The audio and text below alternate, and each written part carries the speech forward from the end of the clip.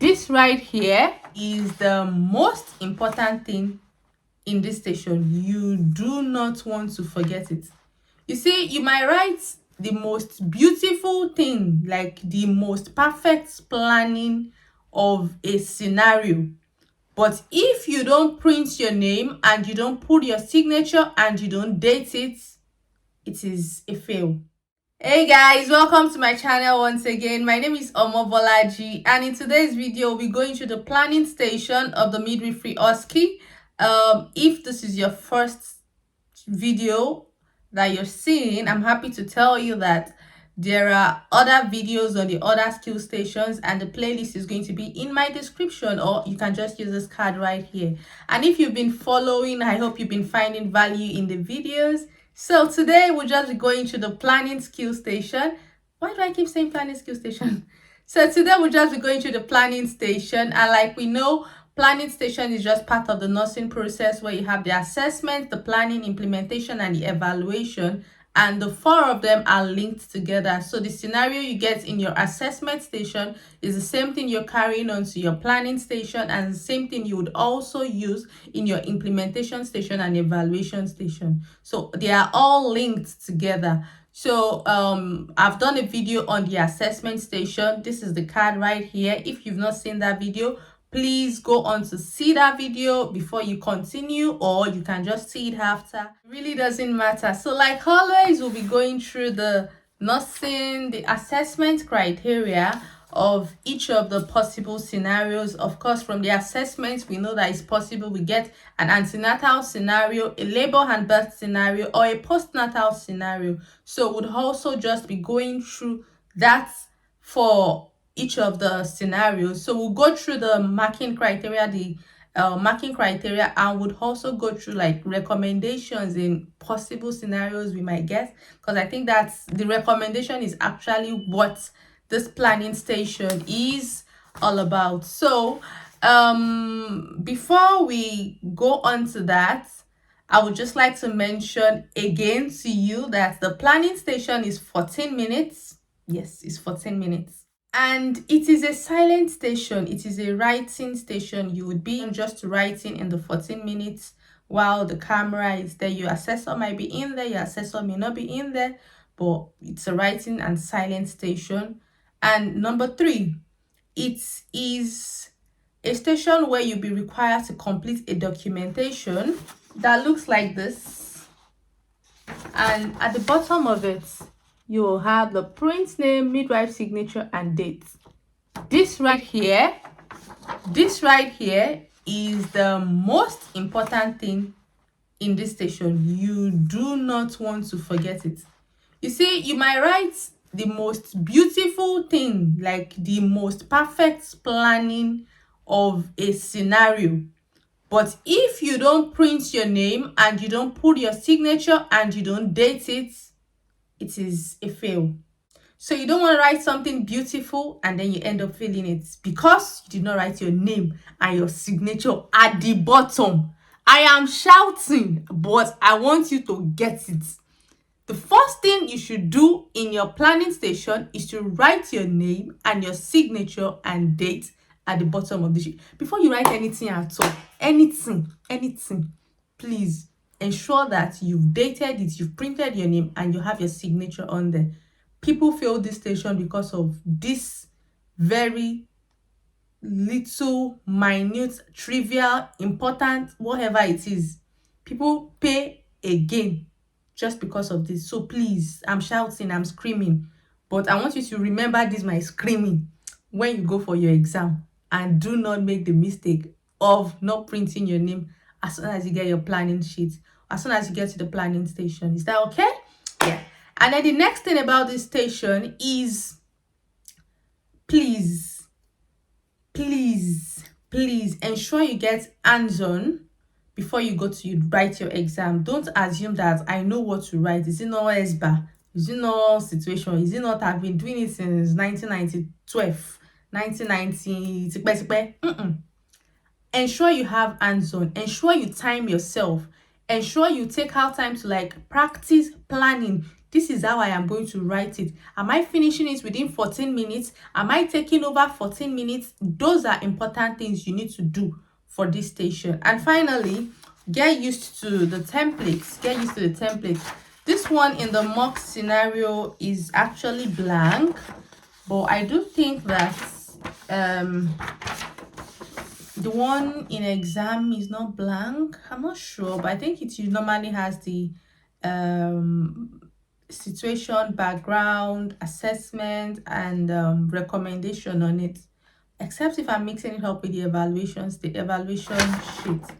But basically this is it. But one thing I'm certain that is either ways is you get your print name, your signature, and your dates, and you have to do that first of all before you go on to proceed to start writing. So without wasting so much time, I'm just gonna go right into it. Ba-da, ba-da, ba-da.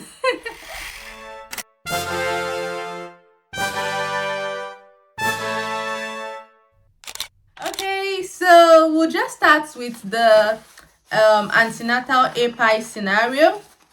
So the criteria right here says assesses current situation, identifying main issues including presenting symptoms, parity, gestation, and pain. So basically this is just like situation. It even has it on there already, situation. So that's basically where you just have the, and yeah, for this station you'll be writing using the S bar. So situation, background, assessment, and recommendation. So the situation is basically Bolaji, midwife looking after Amy Hall. She was admitted due to a small vaginal bleed this morning following postcoital sex. She's 38 weeks pregnant, and it's her second pregnancy or is her first pregnancy. Basically some bit of history. Your scenario would normally have that, so it's difficult to use a certain scenario at this point because the scenario I use may not be the scenario you get. But basically it's just like some brief history of what happens. Like just put yourself in a position of a midwife that you're practicing midwifery, you are on the ward, and if someone presented to you with this, what would you do? So just put yourself in a situation. And then what background is basically, what would you like to know about this person to plan her care? Like, before I plan this person care, what about her history do I want to know? That is where the background comes in. So, and the second point on here says assesses relevant history, including medical and obstetric history, medication, and allergies. So basically that is what they want to see in your background. So in your background, you are relevant history relating to the pregnancy, relating to her previous pregnancy, relating to her history, relating to this baby in her, is it IVF, is it did she have secondary infertility after, or those are history you want to relevant. So there'll be a long list. Where is that performer self? There'll be a long list of medical history. See right here. But all of this is not fitting into your background because you have only 14 minutes. You can't possibly write all of this in 14 minutes. And that is why the assessment criteria has also said, the marking criteria has also said relevant history. So for that one, you're thinking of saying things like, oh, she has a history of postnatal depression, unexplained infertility, and IVF is very related to the pregnancy. And she's gravida 2 para 1, which is the second thing on there.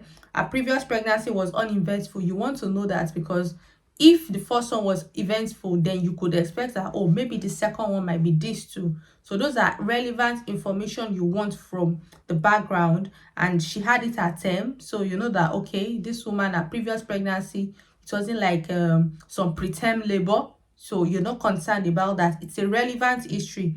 She was consultant-led care until so because of this and this. And at the moment, what is she presenting with? She's presenting with postcoital bleed and abdominal pain. Like, your background is as simple as that. So you're not going into details that you don't need. You don't have such time. Okay, so that is like the situation and background sorted. So now we go to the assessment, and the third point on here says uses relevant assessment findings in their plan.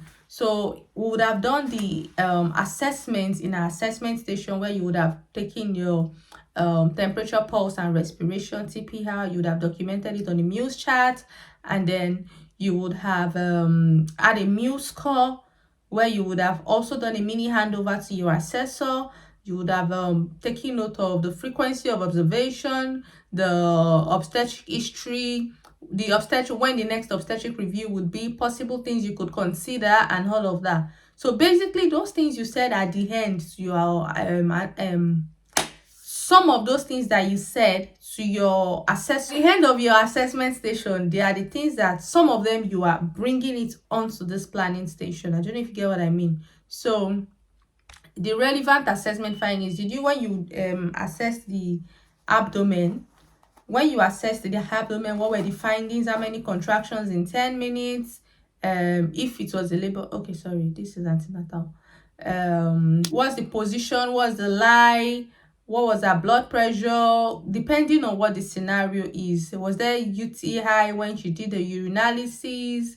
Was there whatever findings you get, relevant ones? If she, when you did the urinalysis, she tested positive to leukocytes, then you're thinking of, oh, this person, I might need to plan a care in line with urinary tract infection. So that's a relevant assessment finding that you want to include in your planning. I don't know if you get what I mean.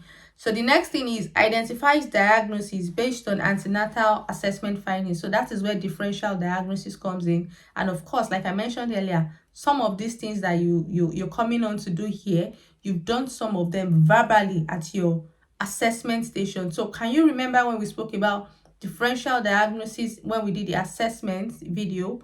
Yeah, so some of those differential diagnoses, you are coming on here to write it. So in addition to the S bar, you also have another column for differential diagnosis, where you put 1 to 2 differential diagnoses. So you must get a differential diagnosis and put it on this sheet. Remember, the one you did in the assessment session is a verbal handover, and yeah, it's whatever you write down is not marked, but your verbal handover is marked. But it is this planning station that you will get to write down your differential diagnosis. I don't know if you get what I mean.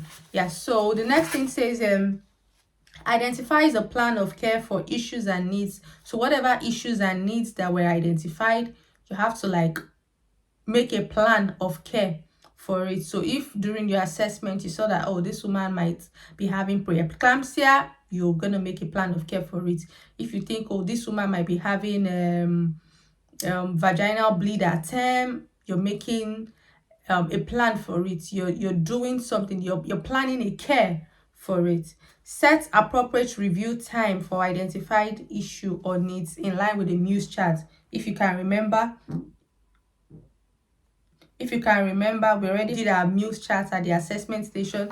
And yes, at this station, all your assessment paper would be with you, just in case you need it. But one thing you won't be able to do is you won't be able to write on the assessment sheet. It's going to be with you, but you have a different color of pen. So let's say at the assessment station, you had a green pen. In this station, you have a blue pen or a black pen. So you can't write with black pen on green paper. That in itself is a malpractice. So you really don't want to do that. So as much as possible, ensure that you write all the information you might possibly need while you're still at your assessment station. I don't know if you get what I mean. So if the meals chart, let's say she had 2 red boxes, whatever is at the back of the meals chart is part of the routines you will use to plan the care of this woman. Ensures that midwifery interventions are current, evidence-based, based on best practice in line with NICE guidelines. So yeah, uses appropriate professional terminology in care planning. You don't want to abbreviate for any reason. When you're doing your care plan, write everything out, except if it is standardized. Because we are writing everything out does not mean you should go and be writing according to the modified obstetric, what's the full meaning of use now? Screening tool, obstetric, modified obstetric early warning screening tool. Yeah, meals chart. That does not mean you should go and write it in full. Meals is like some standardized thing, but you don't want to be writing things like I will administer PCM. Some people know that PCM is paracetamol, but a standardized abbreviation. So you don't want to be using any abbreviation whatsoever. It has to be professional terminology in your planning. Avoid abbreviations when you can, okay? Write clearly and legibly. Write very well. Like, write, let it be big. So that they'll be able to see it and read it. Don't write small. Don't. That's why it's important for you to practice, and if possible, show other people to review. By the way, you can show me too for a token. Yeah, let me just mention here, I do offer practice sessions. If it's something you're interested in, I'll get to listen to you practice. I'll point out your errors to you, and I'll also get to review the writing stations to see your evidence-based professional values or your planning stations, and I'll also point out things to you. So this is a service that is available for a token. It's a paid session. You can reach out to me on omobejayvlogs@gmail.com or through the links in my description if it's something you're interested in. Okay. So accurately print signs dates when required. We've established that that's the first thing we are doing. And number 11, act professionally throughout the procedure in accordance to the NMC 2018, the code, professional standards practice and behavior for nurses, midwives, and nursing associates. And guys, we'll finish the planning station. Is it not just sweet like that?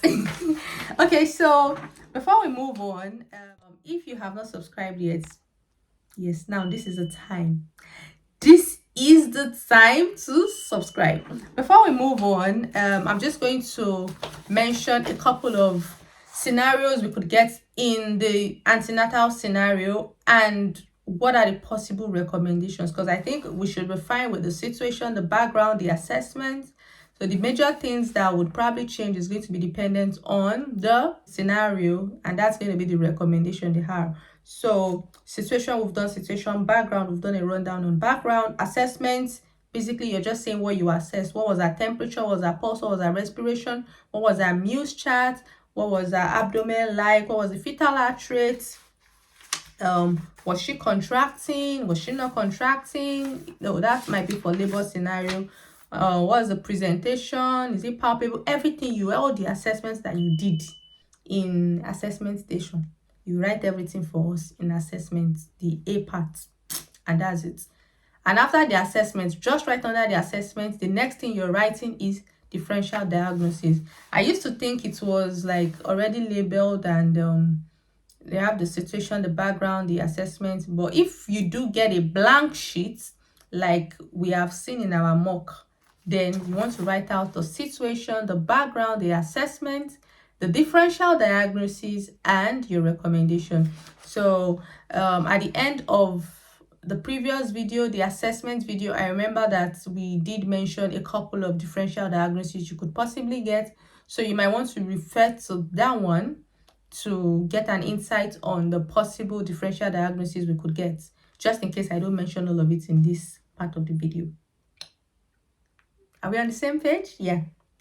So differential diagnosis could be early labor with blood stain show. If the person had blood stain show, it could be UTI, it could be preeclampsia. So what is the recommendation in such situation? So if it's a situation where but one general rule of thumb, like regardless of the situation, there are some things that are constant. You're thinking of things like providing midwifery reassurance and support, that is a constant. Providing fluid intake, and of course when you're doing fluid intake, you're also monitoring fluid outputs. That is like a constant. It kind of cuts through all the scenarios, antenatal, postnatal, or everything. Another thing is encouraging mobilization as tolerated. That is also another point that cuts across everything. Like if I thought you don't remember anything, remember fluid, mobilization, midwifery reassurance, and support. Those are constants.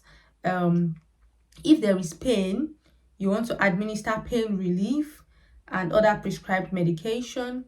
And also you would also mention, at the back of your Muse charts, the frequency of observation. At what point in time are you calling the obstetrician to come and review? Those are things you want to mention in the planning station. That's another point. So like we've listed like 5 points already.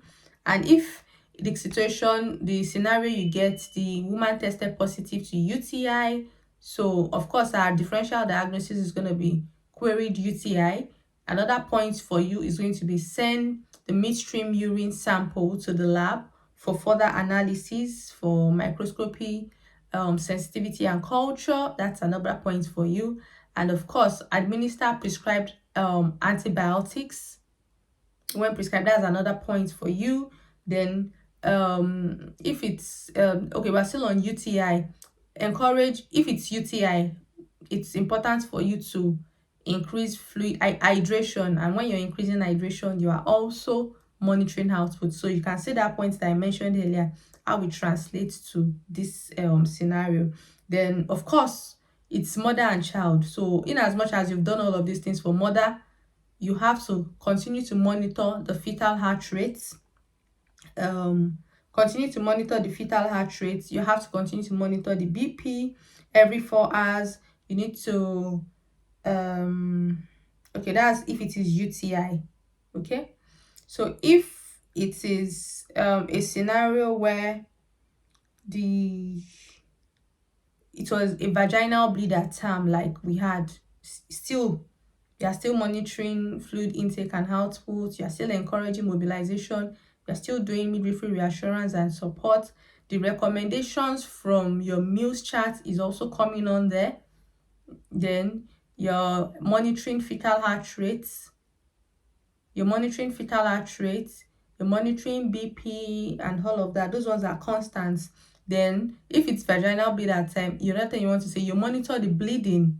And if it's also vaginal bleed at time, you want to do a speculum review by the obstetrician in 30 minutes.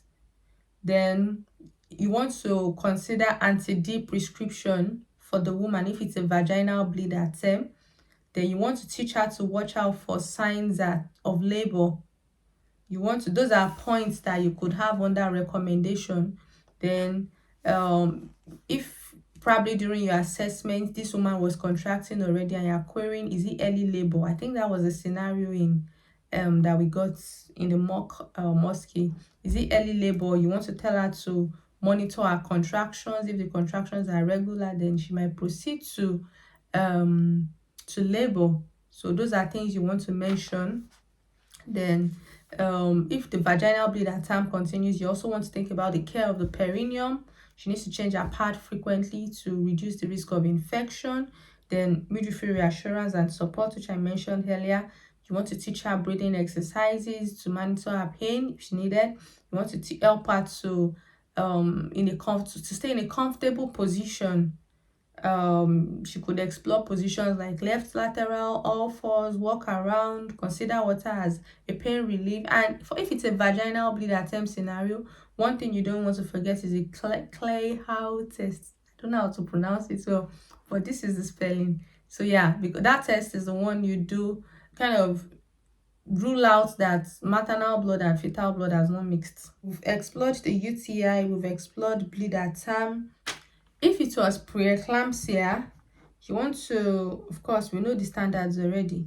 Midwifery reassurance and support, encourage mobilization, fluid intake, the stuff from our meals. Okay, that one also goes. You rehydrate, you monitor input and output. But if it's a preeclampsia situation, we know that there might be severe headache. So you want to nurse her in a quiet room with low flash lights, with low lighting. That is one point you want to mention for preeclampsia, if it was a preeclampsia situation. If you did urinalysis, you want to send MSU. You want to take blood sample for LFT, liver function test, electrolytes, full blood count. You want to educate the woman on low salt diets. And then you want to, if there was edema on assessment, you want to encourage her to elevate her feet if she had edema. And of course, continuous CTG. You are constantly, don't forget, in all of the planning in this station, please don't forget the child, don't forget the baby in the womb. It's very easy to think we are focusing on mother, but please ensure that you mention something regarding monitoring fetal activity, monitoring fetal heart rate, monitoring fetal movement, ensuring continuous CTG, however way you want to put it, but ensure you mention something on the baby. So that's pretty much okay. We've said for UTI. Yeah, under also for UTI, you also want to perineal care. If it's vaginal bleed at time, changing a pad frequently. If it's UTI, you also want to teach on wiping from front to back and not from back to the front. So that's another thing you want to mention. Basically, that's what the antenatal scenario is like. Quickly, I'm just going to go to the labor and birth API, and would most likely not be going through the situation background assessment again. We'll just go straight into what are the possible recommendations we could have for this station. Planning marking criteria for labor and birth API assesses current situation, identifying main issues, including progress of labor between assessments. So this is a major thing for this station. And if you remember vividly, when we did the assessment station, I mentioned how once you forget to do your VE in your assessment station, it automatically translates into the planning station and it is a fail because you haven't assessed correctly, you can't plan correctly. And interestingly, that's the first point we have on here. Identifies main issues, including progress of labor between assessments. So if she was probably 5 cm at 7:30 and you did your own assessment, she's still 5 cm alpha 11 at alpha 11, then it means that there is a delay in the progress of labor. So for this, if you get a labor and birth API scenario, it's important for you to identify that this is delayed labor. Okay, assesses relevant history, including medical and obstetric history, medication analysis. Those are things you mention here. What medication was she on? She might have been having ferrous sulfates throughout her pregnancy. Is she allergic to anything? You don't want to forget those information in your background. Logically and accurately documents the details of the intrapartum assessments. Yeah, under the assessment. So you want to document your TPR and BP. You want to document your findings from the woman. You want to document your vaginal examination. So they want to see how you're able to document, like with some systematic way and logically to some extent. Not that as you are telling us about the temperature of the woman, you are telling us that her VE was this one and this one. Like there should be some logic in it. Provides recommendations according to NICE intrapartum guidelines. Would provide the recommendations at the end. Provides options to promote normal physiological processes and comfort for the woman. So here you might want to mention things like exploring other positions, positional, exploring left lateral, moving around, mobilization if it's safe for her to do so. Water births, you want to encourage that as well. So those are things you mention in your recommendation. Continues with appropriate frequency of maternal and fetal observation according to NICE intrapartum care guidelines. I would suggest and recommend that you get the NICE intrapartum care guidelines and have a read through yourself. This is actually important because it gives you an insight into what is expected of you as a midwife in caring for women in labor in the UK. It may be fine, it's still the same midwifery, but of course the approach is different. So what we may not be doing back home in practicing midwifery back home could be things that they are doing here. So you just want to have an idea of what they are doing here so you can know what to do. I don't know if you get what I mean. Logically and accurately documents the details of the recommendation. Recognizes the need to involve the woman. Yeah, this is very important. You will need to work in partnership with the woman at every point in time. So in care planning process, so this for this station, you need to mention that you will work in partnership with the woman. People have failed this station because they did not state things like this. So you need to state that you work in partnership with the woman in care planning process. Recommends appropriate time frame for medical review. Ensures that midwifery recommendations are based on current evidence-based guideline or based on best practice in line with NICE guidelines. Uses appropriate professional terminology in care planning. So you're not abbreviating anything like we said earlier. Write clearly and legibly, accurately print signs and dates when required. Act professionally throughout the procedure. It's pretty much the same thing. So, recommendations for a labor and birth scenario. What and what are we considering? What and what do we think that they are important things for us to not miss out? So, first of all, for a labor scenario, you ensure one-to-one labor care. You ensure continuous, this one is inevitable. Ensure continuous CTG. Ensure it's just safer to say ensure continuous CTG. I think the guideline says monitor FHR. I think it's every 15 minutes in the first stage of labor, yeah, and it's every 5 minutes in second stage of labor. So, or you can just put ensure continuous topographic monitoring, however way you want to put it. So you also want to mention at this stage recommendation here, empty bladder frequently so it doesn't interfere with contractions. That's another point you want to mention if it was a labor and birth scenario. Of course, we've talked about positioning, encourage her mobilization, encourage her to go on all fours, then explore pain relief with her. She could consider water births if she wants, and then you would administer prescribed analgesic for pain management. So you assess the woman and continue to monitor her labor on the pathogram. Then, so I think on that one, the BP is every 4 hours. FHR is okay. We said FHR. Whatever is on that the pathogram anyway, it gives us a guide of when we are monitoring what. I know the BP of the mother and VE is every 4 hours. Would do that one as well. What else are we doing in the labor scenario? That's pretty much caring for the woman in labor. Yeah. So anything you do to care for a woman in labor, just do that. And again, please mention the NICE guideline. Review the NICE guideline to get 1 or 2 more tips that might be useful for you. And finally, is going to be the postnatal API. The postnatal API identifies current situation, identifies main issues including presenting symptoms. We've already done that one. Utilizes relevant history including medical and obstetric history, medication and allergies. We know what to write in that one. Logically and accurately documents the details of the postnatal assessment. Know that one already. Identifies plan of care for issues and needs, logically and accurately documents the details of the recommendation, sets appropriate review for identified issue or need, ensures that midwifery recommendations are current, evidence-based and based on best practice, uses appropriate professional terminology, no abbreviation, recognizes the need to involve the woman in care planning process. You need to mention that you work in partnership with the woman, writes clearly and legibly, accurately prints signs and dates when required, acts professionally throughout.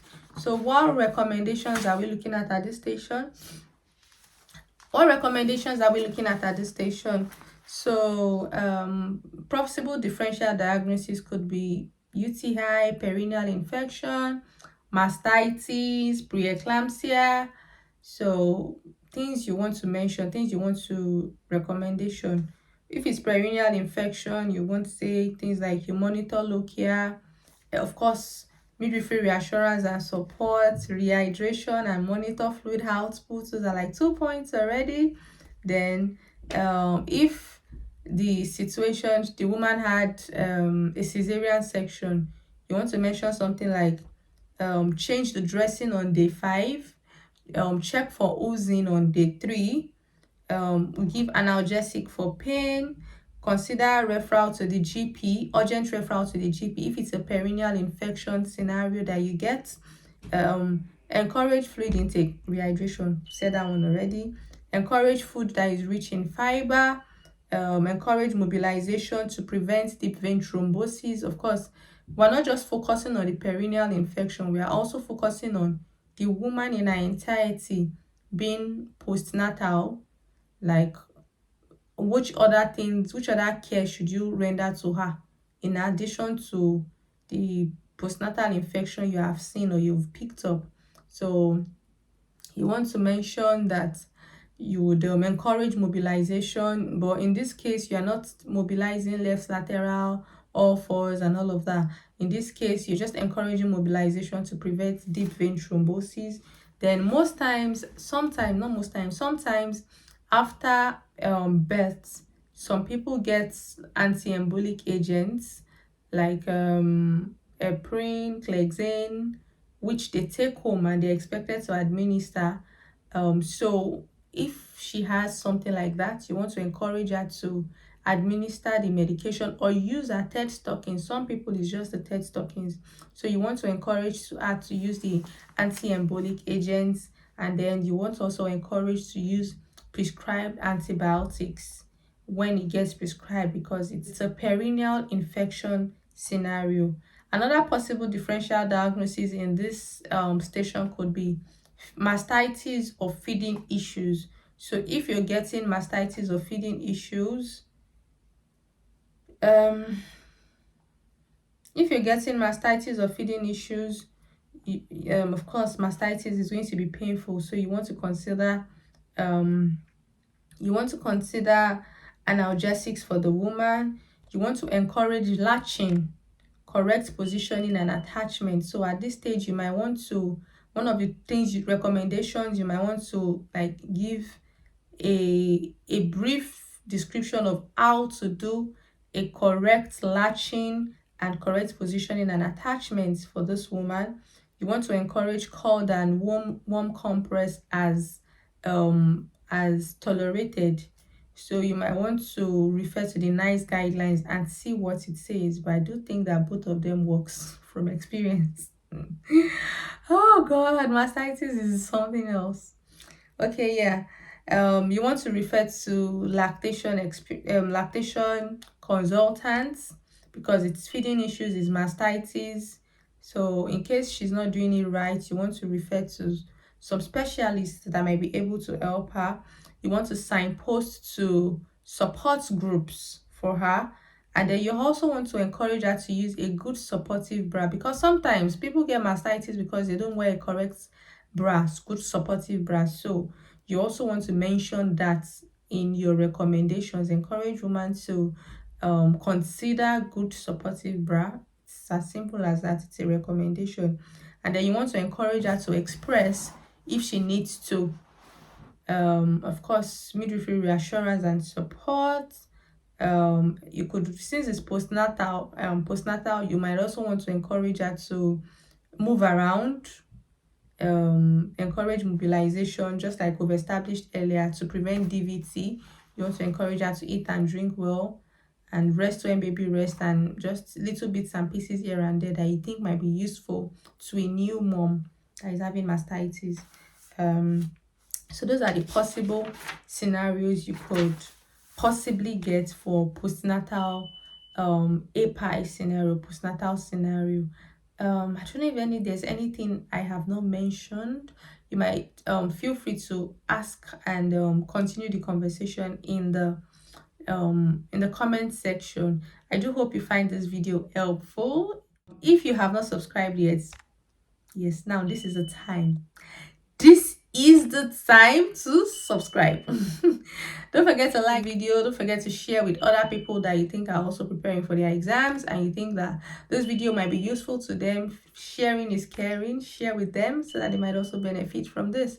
I do wish you all the very best in your exam. I trust to God that you find favor and all your preparation will not go to naught. God leads you to the direct things you need to know and direct things you need to prepare on. So you see me again in my next video. I remain your darling Omobeejay. Remain in God and God bless you. Bye.